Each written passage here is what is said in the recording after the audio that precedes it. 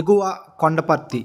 ఇది మన ఎస్కోట్కి అరకుకి మధ్యలో ఒక మంచి బ్యూటిఫుల్ విలేజ్ అండి. కాశీపట్నం నుంచి రైట్ సైడ్ వెళ్తే ఈ విలేజ్కి వే అనేది ఉంటుంది. ఎస్కోట్ నుంచి ఒక 15 to 20 కిలోమీటర్స్ ఉంటుంది. ఘాటీ వరకు కూడా ఉంటుంది.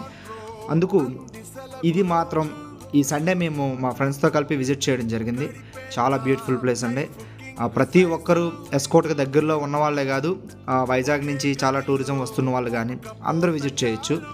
ఈ ప్లేస్ని మాత్రం విజిట్ చేస్తే చాలా ప్లెజెంట్గా ఫీల్ అవుతారు. పైన టెంపుల్ కానీ, చుట్టూ ఉన్న వాతావరణం కానీ, క్లౌడ్స్ మన ముందే ట్రావెల్ చేస్తూ ఉంటాయి. చెప్పాలనంటే చాలా వండర్ఫుల్ ప్లేస్.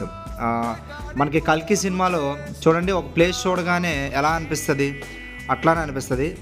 ఖచ్చితంగా ప్రతి ఒక్కరూ విజిట్ చేయండి, ఎంజాయ్ చేయండి. చివరి వరకు చూడండి. మా వీడియోని సబ్స్క్రైబ్ చేయండి, మీ ఫ్రెండ్స్కి షేర్ చేయండి. Thank you.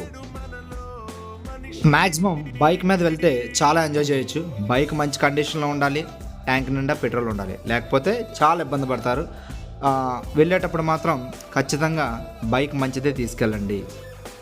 ఫోటోషూట్ చేసుకోవడానికి ఎక్సలెంట్ వ్యూస్ అనేవి ఉంటాయి. ఫోటోషూట్ చేసుకునే వాళ్ళకి మాత్రం ద బెస్ట్ ప్లేస్ అని చెప్పొచ్చు. అరకుకి ఎస్కోట్కి మధ్యలో మిస్ అవ్వకుండా ఫోటోషూట్కి వెళ్ళే వాళ్ళందరూ కూడా ఈ ప్లేస్ని విజిట్ చేయండి. మనసిప్పుడు మబ్బులో విమానం, నేలైనా నింగితో సమానం, మత్తుల్లో ఇదో కొత్త కోణం,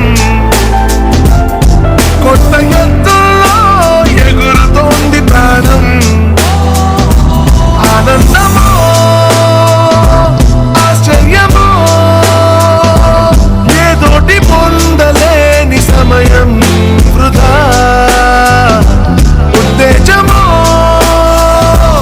ఉల్లాసమో ఇవాటి నవ్వు రంగు వేరే కదా.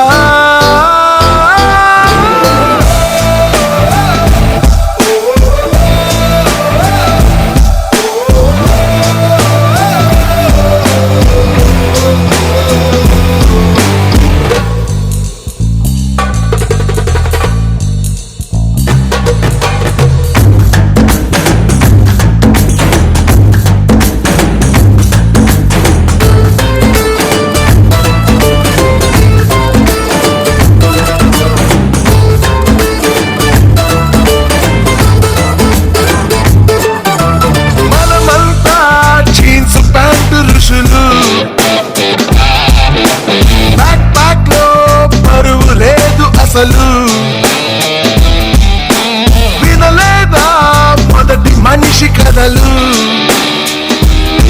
అలా బతికేద్దాము నిండు రేయి పగలు. ఇది మనం, ఇదే మనం, క్షణాన్ని జీవితంగా మార్చే గుణం. ఇదే ధనం,